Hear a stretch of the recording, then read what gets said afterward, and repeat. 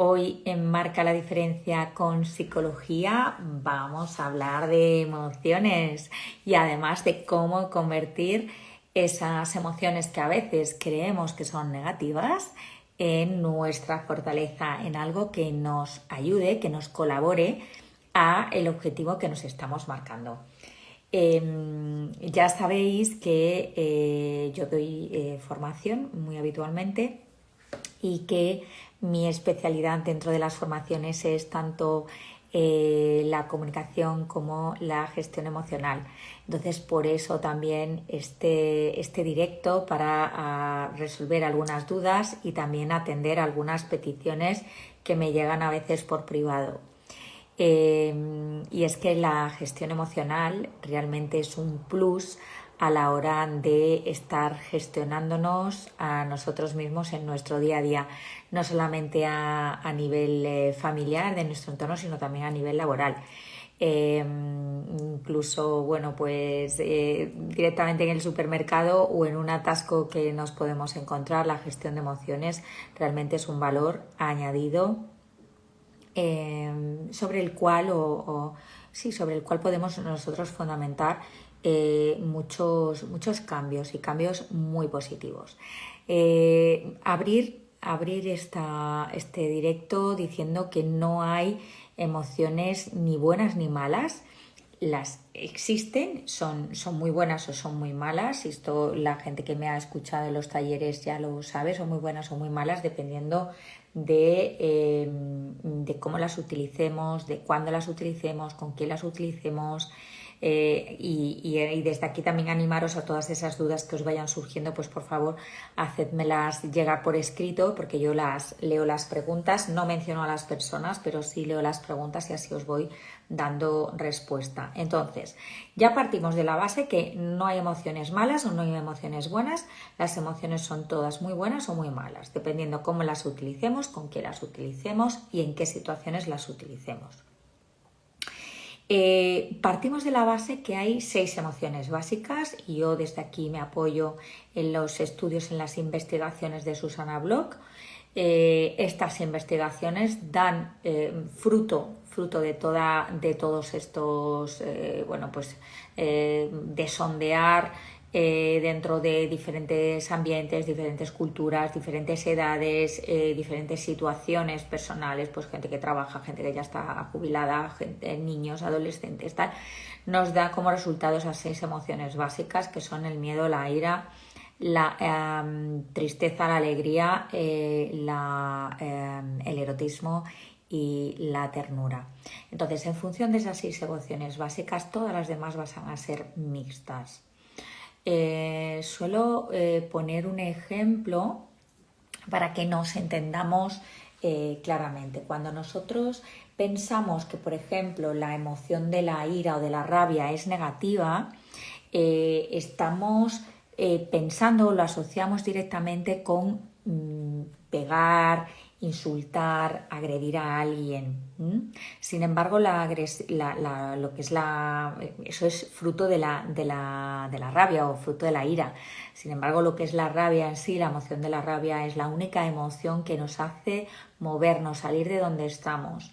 Con lo cual, todo lo que es el afán de superación, las ganas de aprender, las ganas de a lo mejor de terminar un informe, las ganas de, pues a lo mejor la parte esta competitiva, ¿no? Que nos puede salir en algún deporte y tal, todo viene de la rabia.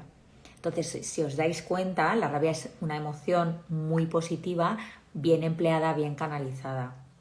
Es importante a tener en cuenta.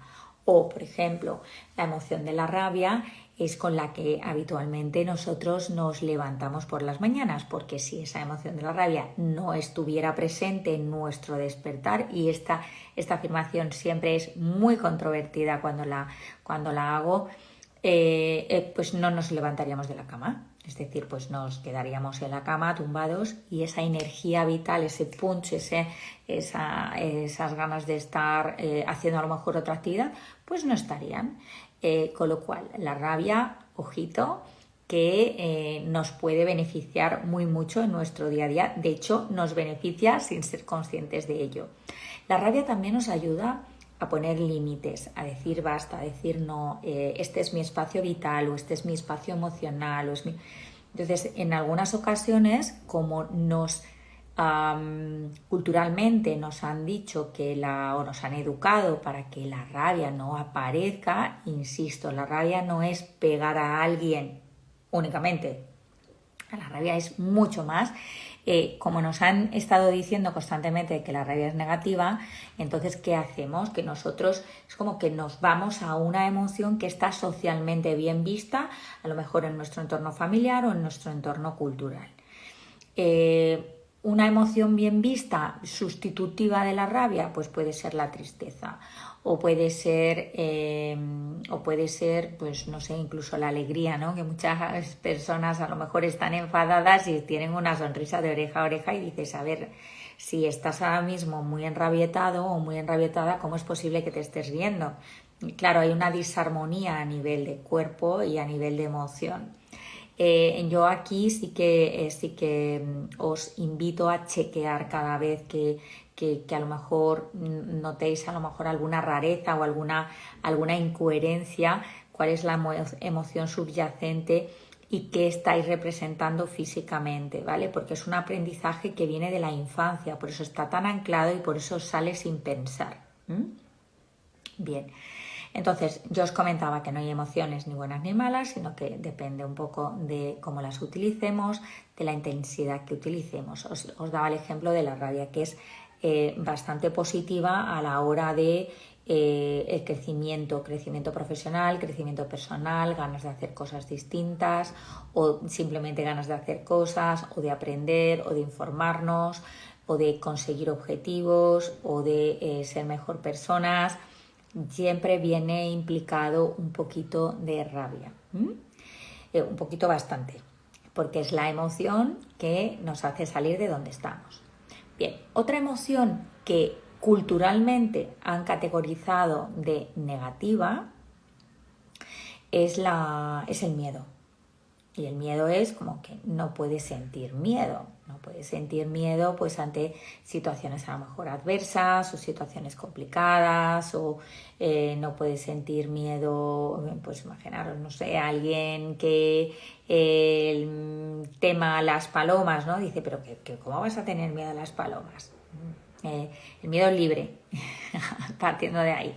Y hay que ser muy respetuosos con eso porque hay veces que lo que hay detrás pues es un gran sufrimiento, ¿no? y una sensación de no poder expresar y de no sentirnos validados, respetados en nuestras emociones. Bien, imaginaros que pues eso, que en vuestro entorno el miedo está mal visto. Pues vais a aprender un mecanismo para reaccionar o responder desde el miedo. ¿Cuál va a ser? Pues va a depender, y vuelvo a repetirlo, va a depender de la familia, va a depender de la cultura, del cole, de las personas que os rodean. ¿Por qué está mal visto en vuestro entorno sentir miedo?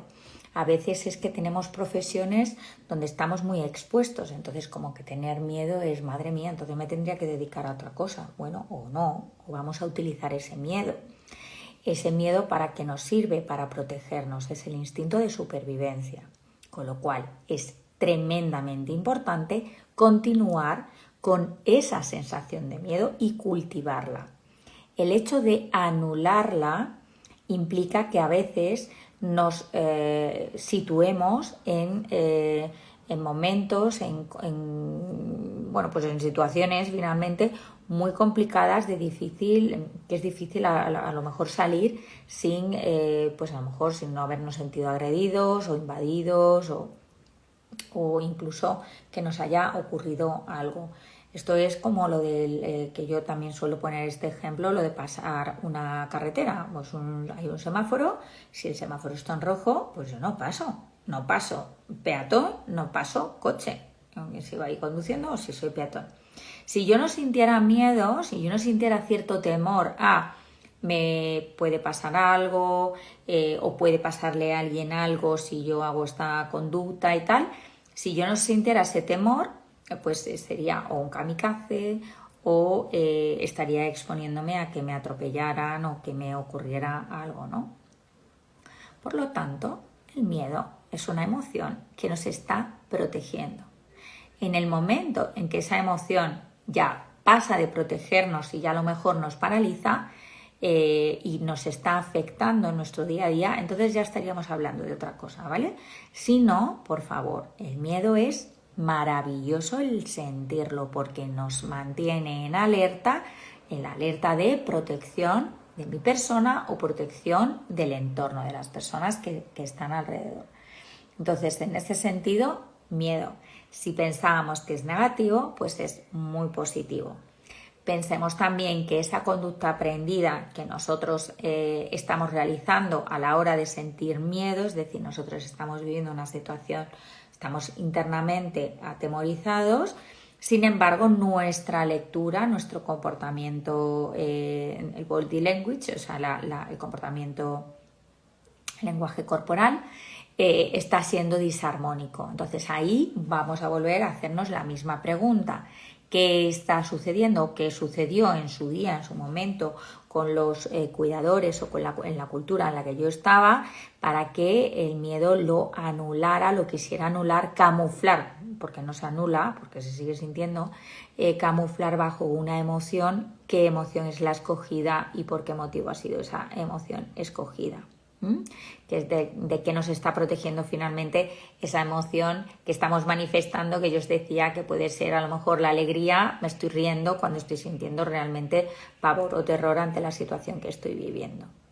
Bien, entonces volvemos otra vez a ese cuestionamiento, ¿de qué me sirve, de qué me protege? Porque a veces es verdad que el expresar otra emoción que no es esa del miedo, igual me está protegiendo de algo, pues a lo mejor me está protegiendo de que el otro no me vea frágil o no me vea vulnerable. Bueno, puede ser. Sin embargo, entonces tendré yo que hacer mi propio trabajo personal para decidir si esta sensación de vulnerabilidad es así o realmente se puede convertir en una fortaleza, que eso también lo abordamos mucho en terapia, ¿no? La vulnerabilidad realmente, cuando nosotros estamos en contacto con nuestra vulnerabilidad, la aceptamos y convivimos bien con ella, es nuestra mayor fortaleza, y eso la mayoría de la gente no es consciente. Hasta que se nos cae la fichita, como yo también digo, y al caerse en la fichita ya todo como lo tenemos encajado y ya vivimos con la vulnerabilidad puesta y no nos importa tanto. Bien, bueno, no sé si tenéis alguna pregunta, las personas que estáis conectadas, así que si tenéis alguna pregunta, por favor, hacedmela. Otra emoción que supuestamente es negativa, al menos en nuestra sociedad aquí en España, puede llegar a ser la tristeza. Pues cómo te pones a llorar, o este no es el lugar donde puedes llorar, por ejemplo en contextos laborales como que estuviera súper mal visto y no sé qué. Bueno, la emoción de la tristeza viene también a manifestarnos un sufrimiento y la tristeza la podemos utilizar de muchas maneras. De la mejor manera que la podemos utilizar básicamente serían dos. Por un lado, la tristeza nos puede ayudar a bajar la intensidad emocional, a lo mejor si nos hemos pasado todo el día como con mucha rabia interna y tal, o mucha sensación de injusticia, de impotencia, de frustración, con lo cual sacar ahí la emoción de la tristeza puede liberarnos, relajarnos un poquito y poder cambiar el chip.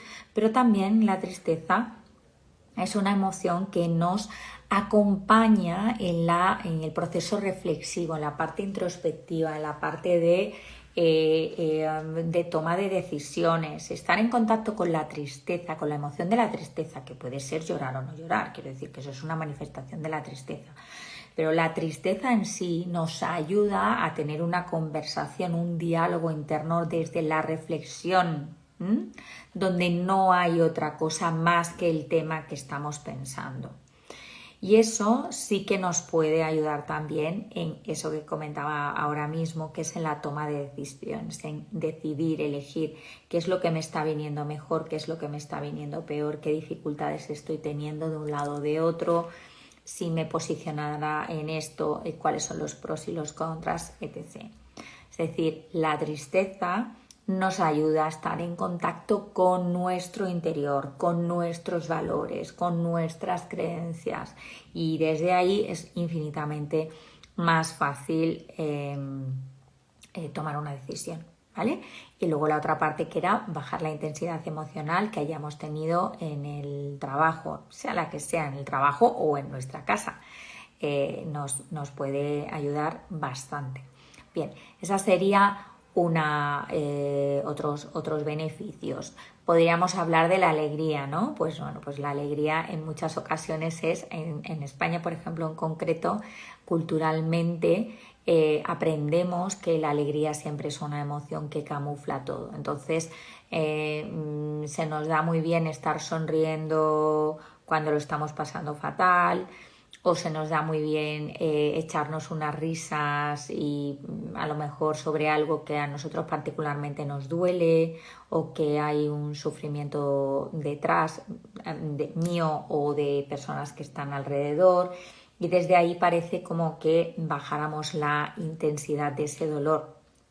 Sin embargo, simplemente es pasajero, porque la solución no está ahí, ¿eh? La solución está en mirarlo, y mirarlo con amor, pero desde otro lado. Bien, o sea, que la alegría, ¿para qué serviría? ¿Cómo la podríamos utilizar? Pues para generar mejor clima en el donde estemos, ¿no? Pues una situación más amigable, más fácil, más cercana, más agradable. Donde hay tensión, pues la alegría nos puede ayudar a rebajar esa tensión.